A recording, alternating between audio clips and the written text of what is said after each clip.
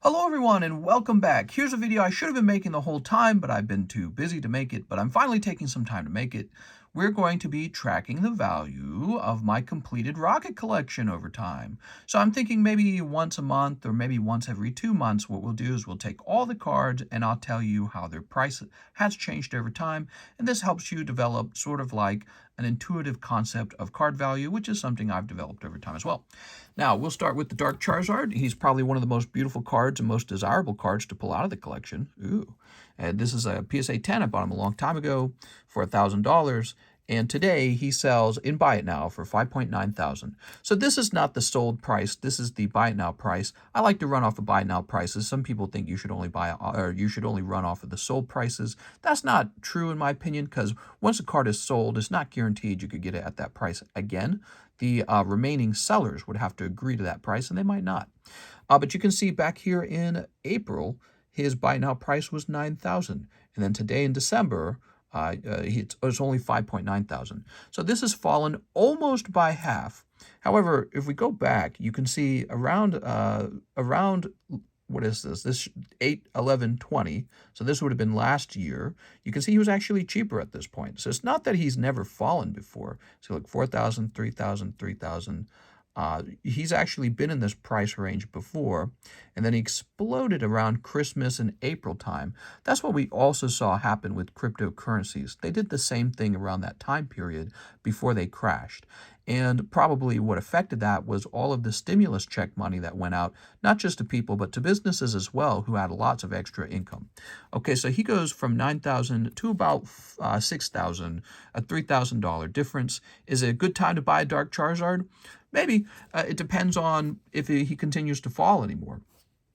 Here's Darkraichu. Darkraichu, take a look at this. Ooh, a little swirl on mine. So he's actually part of the Neo Discovery collection, if you're talking about the Japanese version of Darkraichu. He's not originally from Team Rocket. They added him. He's the first secret rare ever printed, by the way, in English. Now, funny enough, this card cost $3,700 in April, and he fell already, whichever month that is. What is that, like August maybe? And it looks like he's back up actually from August. So he's at $3,000 now. He's still down 700, but it's not as large of a drop as the Charizard. So he's such a fantastic looking card, one of my favorites. The Dark Blastoise is also a very prominent card here. I actually have two of these because I liked it so much. And, I bought my first one for $500. Isn't that wild? So he's been really wild. We've seen him jump up and down really heavily in price, 4K, 3.6K, 5K. I said not available, and I was guessing around 5K in value. And then here we are in April. He reached a whopping 6K. Now we are back here in December, and he's fallen all the way down to 2,800. He's actually more rare in terms of population than the Charizard, but obviously the Charizard is more popular. So that, people prefer to have the Charizard. 370. I haven't looked up the most recent pop, but I can tell you for the old vintage cards, the population really doesn't change too much. Okay, so what we're seeing overall is a decline in prices. Dark Blastoise hit the worst so far. Here is the Dark Dragonite. It looks like in April he was about 3,800, and he's fallen only about $500 by December. So he's actually held quite a lot of his value, and he's one of the best performing of these cards. But he's not the best. He's just better, right? So Dark Dragonite's done well. I really like that artwork on him, by the way. Dragonite can sometimes look like Barney the dinosaur or something, kind of unintimidating. Dark Dragonite somehow just looks very crisp, very clean, and kind of intimidating. Now, the best performing card, I already know this, is probably this Dark Magneton. I was very happy to buy mine. Probably I should have bought two of them, because if you didn't know this, Magnemite's my favorite Pokemon of all time. And of course, that means I like Magneton as well. And this was a card I really remembered from my childhood because it was so bright. And this is a very low pop card. It says here 48, might be 49, 50 by now, if I went and checked the pop. But really, he's very hard to grade because he always has print lines when you pull him out. So you don't have a lot of Dark Magneton 10s. It's kind of interesting because in general, Magnetons never really go for very much money in the other collections. But for some reason in the Team Rocket collection, he just goes for tons of money. The low pop is part of it. I think the other part is probably just the fact that the Team Rocket collection itself is very popular. So people want to complete the whole collection. They want that Dark Magneton. Now, what I notice here It says here it is 321. That would be March. It says not available, and I'm guessing he's worth maybe about 6.7 thousand.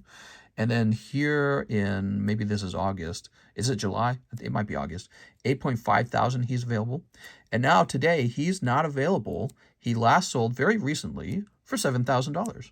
So he is doing quite well. I bought mine for 4.6 thousand. So already he was one of my most expensive cards that I had ever purchased. During that period of time, that was a lot of money. And he hasn't really risen in price the way some of these cards have. So like Dark Dragonite, I only spent, look at this one. It says I spent $400 on this one, and he rose to 3,200. So despite the Dark Magneton holding on to his value better than some of these other cards are, I didn't really make as much money, like because this barely doubled. And you know, it's similar, but had I bought a lot of Dark Dragonites, I actually would have done better. So I could have taken that 4,600 and bought a bunch of the Dark Dragonites, and in the end, that would have made me more money per dollar, right? So Dark Magneton, he didn't really lose value, but he was already expensive. Kind of an interesting concept, right? So these are some of the best cards from that collection, Team Rocket, and they look fantastic. We're going to take a look at the cheaper cards in this collection as well now. Here's, let's go find both of the trainers. I want to show some of the least popular cards in this set. Rocket Sneak Attack, Here Comes Team Rocket. You know, they're just trainer cards. People don't simp for the trainer cards ever. But if you're like me, you definitely want the entire collection, so you have to pick them up. So they always have a little bit of value for people who are completionists and they want the entire set. Now, Here Comes Team Rocket. In April, he was about $300, and now in December, $260. Really not much of a price change at all. A $40 price change is not even worth talking about. Here's Rocket Sneak Attack, and this one fell quite a bit more. So you can see here it's $225 last year in whatever that would be, September maybe. But here we are in this year of April at the height of the stim checks, $525, and now $325. So that's substantial. Rocket Sneak Attack falling by about half. I pulled Dark Weezing up here because I consider him the least popular Pokemon to pull out of the set. He just looks kind of dopey here. I mean, I like Weezing the Pokemon, but this guy looks dopey. And then I think the larger problem for the Dark Weezing card is you can barely tell that he's holographic. So if they'd given him maybe a yellow background or a green background, something else, he might have been more popular. But his dark background actually makes it really hard to tell he's holographic. And I think that really detracts from his value. We flip him around. He was 380 in April, and today he's 310. Why do I think he has not changed very much? I think similar to Here Comes Team Rocket, he was already very cheap because nobody wanted him. All right, here's Dark Vileplume. Vileplume never really does well in any Pokemon card set, but in Team Rocket, it's a surprisingly lower pop card amongst all of the other holographic cards. And in this case, it actually went up. So here's April, $877. And then you can see it goes down a little bit. And then by December of this year, it's $995. So this is one of the few cards that went up in price, but it's not like you got rich. You know what I mean? Here's a Dark Alakazam. So in April, he was a whopping $2,000. He fell by more than half. So this is one of my favorite cards from the set as well. Similar to the Weezing, he's got almost a pitch black background, but actually you get this little white beam of light on him, shining on him like a spotlight, and that's very visible. So you can tell he's holographic quite easily from that. And I always love this artwork because the proportions for the Alakazam look so good and it gives you a side profile. But yeah, I was always a big Alakazam fan.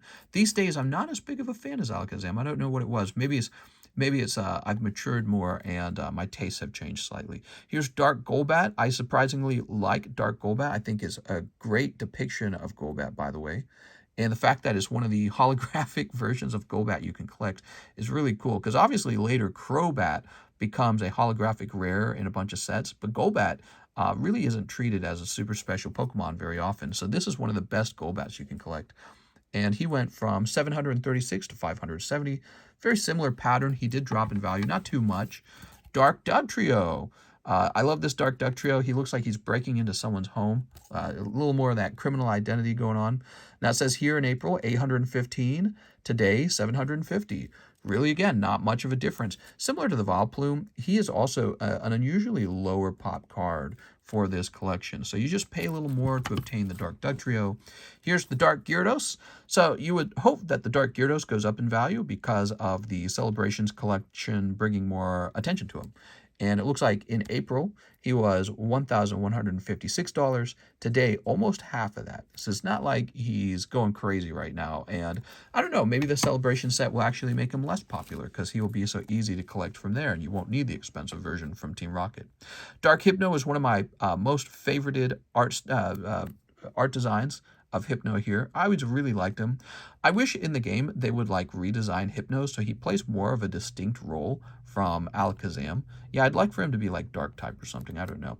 But here's a PSA 10 Dark Hypno, and he has fallen nearly by half here. It's about half. Yep. So very consistent here. Dark Machamp. He goes from 2,000 in April, which probably even I think that was probably overpriced because Dark Machamp, he was never that popular, you know, and so now he's 860. So he's fallen the most since that recording, but that was probably overpriced even in that time. That kind of surprises me that he was so much. Dark Arbok is one of my favorite cards. Of course, you always got this and the Weezing automatically from the Jesse James deck. Just another reason why they might not be the most expensive card. But I love the coloring here. I mean, look at it, the little face. It looks so wicked, right? Look at those teeth. And he looks like a shiny Dark Arbok, doesn't he? I mean, look, he's not the normal purple color. See, Ekans, he's purple. He's like gray, almost like he's a shiny Arbok. And, you know, he hasn't changed too much, 630 in April to 610, which I think is about the right price for him. He's a really lovely card. Now, here's a card I love to death. It is the Dark Slowbro. You know, in terms of the mid-tier Pokemon, he would be probably my favorite. There's a lot of mid-priced Pokemon cards in the Team Rocket set. He probably ought to break into the upper ranks. Slowbro is such a great Pokemon. You flip him around, and it says in April he had reached $1,000. And look at that. Today, he's $975. He never really lost that much value. Again, such a small difference between here and here. It's not even a full $100. Not much to talk about. That means he's held value quite well. So had my whole Team Rocket collection just been Dark Slowbros, I would not have lost very much over this period of time where a lot of cards lost value. And then finally, we have this Rainbow Energy. And this is surprisingly one of the more expensive energy cards to collect, because there's so few 10s of these. Once again, like the Dark Magneton, you're just going to pay extra to collect this card because they almost always grade 9 or lower. Ooh, that's a little swirler right there. They grade low because the whole holographic portion here could have a print line in it, and it often does. So there's fewer of them in the population, 78. This one in particular was pulled in one of our live streams, and it was graded by Mr. Alky Bear, and then he sold it to me for $1,500. Like I said, Alky. And so over here in April, it was selling for about $4,200. Later it changed to 3, and today it's 2.9. So I'm still doing all right. It's about twice what I paid for it now. So if I were to sell it today for 2,900, if I was able to do that, I'd still be getting all my money back out and maybe doubling my money. So really not too bad. Really not too bad. The moral of the story is the earlier you bought your cards, the better you did. And in April, prices spiked. I'm glad I did a recording of the April prices. Actually, these prices were very high also in February. If you look at charts, eBay can actually provide you a chart of card prices now. And when you look at that chart, you see that prices absolutely exploded in February and then fell back down dramatically right after February. And that was very closely related to the stimulus checks, in my opinion. See, look at this. Isn't this great? Now, again, if I had to pick one out of this pile, if I had to pick one of these cards out of this pile to join that group of the more desirable cards, it would probably be, yeah, it wouldn't be Gyarados. I mean, I like Gyarados. I do. I'm a big Gyarados fan, but it'd probably be the Dark Slowbro would join that. Ooh, he brings a little purple color, huh? So that would be my choice to add to this group here would be the Dark Slowbro. There it is. So that's a recording of the Team Rocket Complete Holo set, and we're tracking it over time, and we'll continue to do that. Maybe the next time, we'll wait a couple months, we'll do it again. What set would you guys like me to track next? And maybe I should go purchase that entire set so we can track it. Some of the sets, of course, I would not be able to do that because they're so overwhelmingly expensive, like the Neo sets. But obviously, now would not be a terrible time for me to pick up a set. I have the full Shining Neo collection over here as well. So that's Charmander. So we could track this as well if you guys wanted. I haven't been doing that the whole time, but it now wouldn't be a bad time to start doing that. There's Shining Kabutops. Here's Steelix. Who are we missing? The Charizard. That Charizard is so expensive, right? So we could track these, and yeah, it's probably going to be a recurring series where I take a look at these prices and help you guys keep up to date on them from now on, because it's a good idea to understand how card prices are changing, okay? Have a nice day, everyone.